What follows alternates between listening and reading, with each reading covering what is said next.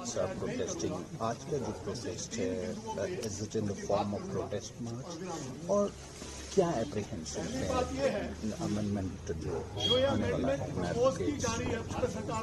Technically speaking अगर इस stage और वक्त को देखा जाए तो हमें ये बोला जा सकता है कि अभी तो हमने बिल इंट्रोड्यूस किया है। बिल इंट्रोडक्शन में भी फाइनलिटी तब होगी जब इसके सारे सुजेशन सुनने के बाद हम इसको कानून की शक्ल देंगे, तब आप अफेक्टेड होंगे। जो हम इसको अपोज कर रहे हैं एडवोकेट्स एज सच, वो इसलिए कर रहे हैं कि हम उस वक्त का इंतजार नहीं करेंगे। जो आपकी सोच है इसको बदलने की, वो सोच ही गलत है, उसमें बदनीति है, उसमें कोई नीयत आपकी ठीक नहीं है। आपने सोसाइटी में अलग अलग सेक्शंस को अलग अलग वक्त में इस तरीके के काले कानून बनाने की कोशिश की है और उस कोशिश को उस सेक्शन ने हमेशा अपोज किया है। आज आपने हाथ एडवोकेट्स एज ए क्लास पे डाल दिया है। जो एडवोकेट्स एक्ट 1961 से लेकर चल रहा था, आज क्या आवश्यकता पड़ी कि उस एक्ट को आपको बदलने की जरूरत पड़ रही है, और उसमें कोई ऐसे छोटे मोटे चेंजेस लाने की जरूरत नहीं कर रहे। उसकी हमारी जो इंडिपेंडेंस है एडवोकेट्स की, उस क्लास की इंडिपेंडेंस एज सच पे आप आघात पहुंचा रहे हो। उस आघात को हम अपोज करना चाह रहे हैं। इसके बारे में जैसे ये बिल इंट्रोड्यूस हुआ था फरवरी में, उसके बाद इसकी प्रतिक्रियाएं आनी शुरू हो गई थी। इससे पहले कि वो वाइड स्प्रेड होता, ऐसा लगता है कि कुछ हम में से ही लोग ने उनको सुजेस्ट किया कि ना, इस वक्त इनको बोलो कि अभी हम सुजेशन सुन रहे हैं। Virtually that is simply I wash. I wash में होगा क्या? आई वॉश में वो उनको फॉर्मेलिटी पूरी करेंगे, कॉलिंग फॉर ऑब्जेक्शंस, उसके बाद इसको कानून को का अमली जामा पहना देंगे और उसके बाद हम लड़ते रहे, कोर्ट में चैलेंज करते रहे, क्योंकि इससे जो हमारी स्वायत्तता है दैट इज अंडर थ्रेट। अगर हम ही इंडिपेंडेंट नहीं रह पाएंगे, सोसाइटी के हितों की हम कैसे रक्षा कर पाएंगे जब हम अपनी रक्षा नहीं कर पा रहे? ये है ये जो प्रोटेस्ट हमारा चल रहा है। हिमाचल प्रदेश में अक्रॉस जो बार एसोसिएशन हैं, क्या ये ऑल आर प्रोटेस्टिंग इट? और आज का जो यहाँ हाई कोर्ट का प्रोटेस्ट है, is it warning ahead? Was it in a format of protest March till governor? ऐसा है, इसमें हिमाचल के अलग अलग बार एसोसिएशन इकट्ठी होके उन्होंने एक एक्शन कमेटी बनाई है। उस एक्शन कमेटी वो अपने आप भी अपोज करने के, प्रोटेस्ट करने के तरीके अपना रही है। Other than this, to showing solidarity with that action committee, high court bar association ने इंडिपेंडेंटली उनको सपोर्ट किया, इंडिपेंडेंटली, प्लस अपना ये जिम्मेवारी समझी कि हम भी उसी तरीके से इस प्रोटेस्ट को एप्रोप्रिएट अथॉरिटीज तक ले जाएं, सो दैट कि सोसाइटी को अवेयरनेस हो कि ये अपोजिशन है किसके बारे में। इसकी बहुत जरूरत थी, इस वजह से ये प्रोटेस्ट हमारा आज अमली जामा हमने पहनाया है और ये हाई कोर्ट बार एसोसिएशन आपके सामने है।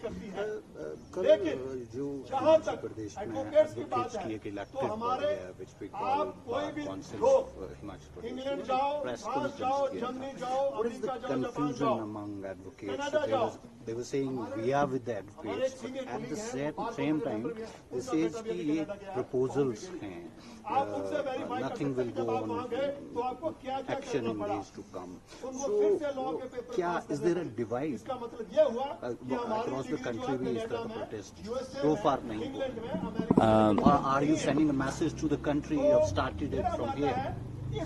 हम ये लास्ट वाली बात मैं सबसे पहले बोलना चाहूंगा।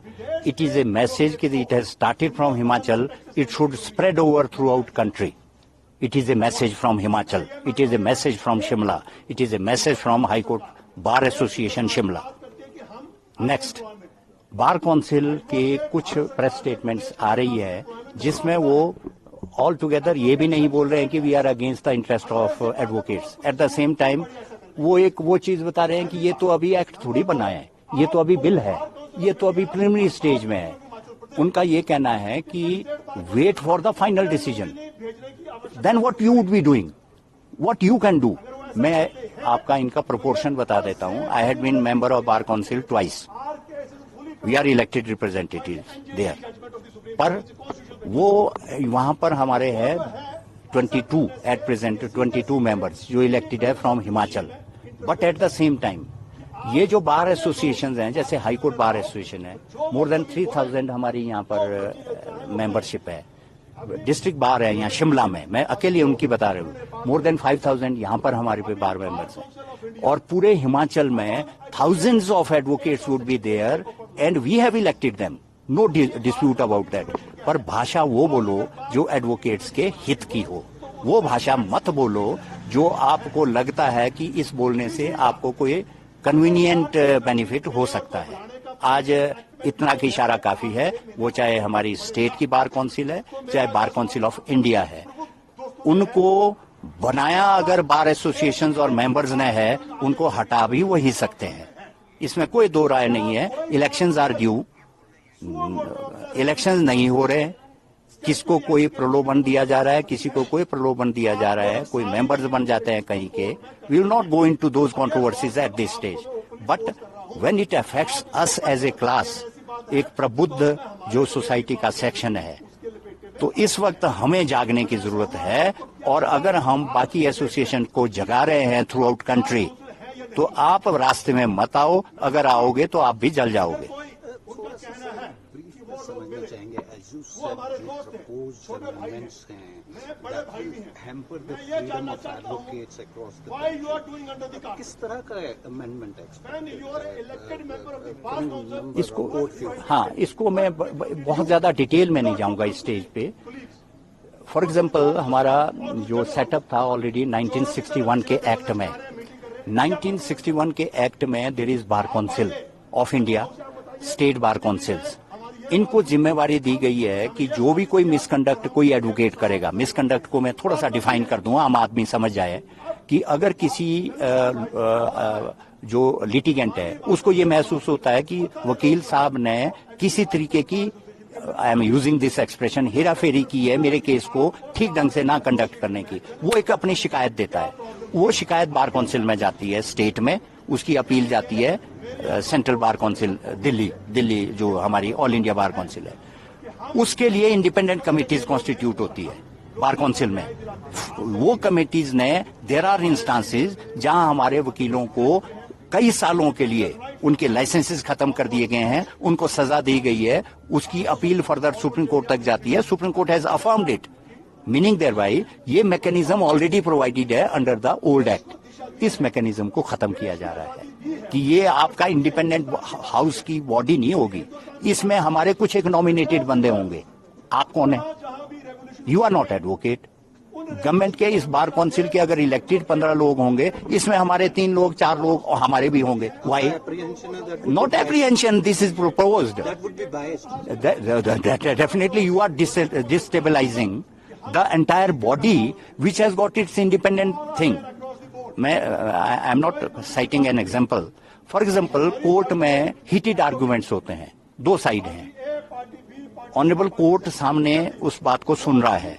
एक स्टेज में अपने क्लाइंट के इंटरेस्ट को प्रोटेक्ट करने के लिए आर्गुमेंट में आपकी पिच आर्गुमेंट की बढ़ जाती है, आवाज ऊंची हो जाती है, आप कोई ऐसा तरीके से बात कर रहे हो जो ऑनरेबल जज को भी गलत लगता हो। ऑनरेबल जज वहां मुझे सजा नहीं दे सकता, वो वहां से कंप्लेन करता है बार काउंसिल को कि see his conduct is bad, take action against him. इसका मतलब हमारे सिस्टम में already that system is there. अगर आप उन्हीं जज साहब को ये मौका दे दो कि जहां आपको गलत लगे आप उसी वक्त उनको सजा दे सकते हो, तो ये हमारी वो स्वायत्तता पे असर है कि नहीं, ये आम आदमी को समझने की जरूरत है। आम आदमी ये मत सोचे कि आज वकील इसलिए लड़ रहा है क्योंकि उनको पिंच कर रहा है, कल किसान इसलिए लड़ रहा था क्योंकि किसान को पिंच कर रहा था, जीएसटी में जो जितने ट्रेडर्स थे इसलिए लड़ रहे थे क्योंकि उनको पिंच कर रहा है। पर सोसाइटी ये नहीं देख रहे, हर एक जो भी इस तरीके का अटेम्प्ट है, it affects the society as a whole. और उसके उन्होंने एक एक करके टेस्ट करके उस सेक्शन को पकड़ना शुरू कर दिया है जो मैटर करते हैं सोसाइटी में। और एडवोकेट्स एक वो सेक्शन है जो औरों की लड़ाई लड़ता है। आज अपनी लड़ाई ना लड़े, मुझे बाकी बार एसोसिएशन को कन्वे करना चाहता हूं आपके माध्यम से कि जागो, अपनी आत्मा को जगाओ, don't oppose for the sake of opposition, see what is intended to be done.